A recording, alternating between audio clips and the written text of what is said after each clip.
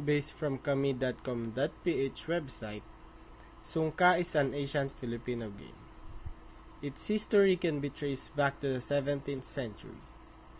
The game was first described by the priest Father Jose Sanchez in his Dictionary of the Bisaya Language in 1692 as Kunggit. Father Jose Sanchez, who had arrived in the Philippines in 1643, wrote that the game was played with seashells on a wooden, boat-like board. The Aklanon people still call the game Kunggit. What we need to play this game is the sungkaan and the seashells. But since we don't have seashells, we will use rocks. To begin a new game, you must place the board horizontally between the two players so that each player has 7 houses or holes in front of him or her, and the head should be at the far ends to the left and right. Each player's head is the hole pit to his extreme left.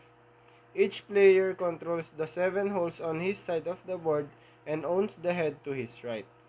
The goal is to accumulate as many pieces in your own head.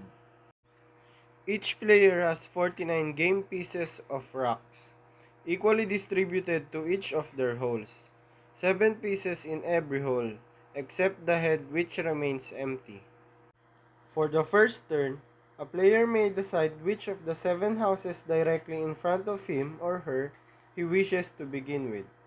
He picks up all of the shells from his chosen hole, and he should then move his hand around the board in clockwise direction, dropping 1 shell in each hole or head he passes over, including all of the holes on both sides of the board and the player's head but not the opponent's head.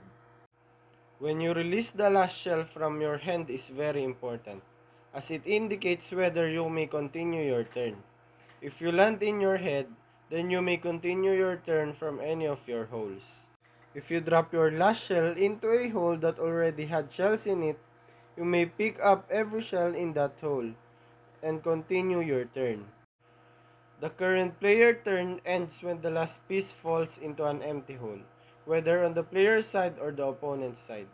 If this happens in one of your hole on your side of the board, then you may claim all the shells into the hole directly opposite and drop them in your head, although the turn is still over.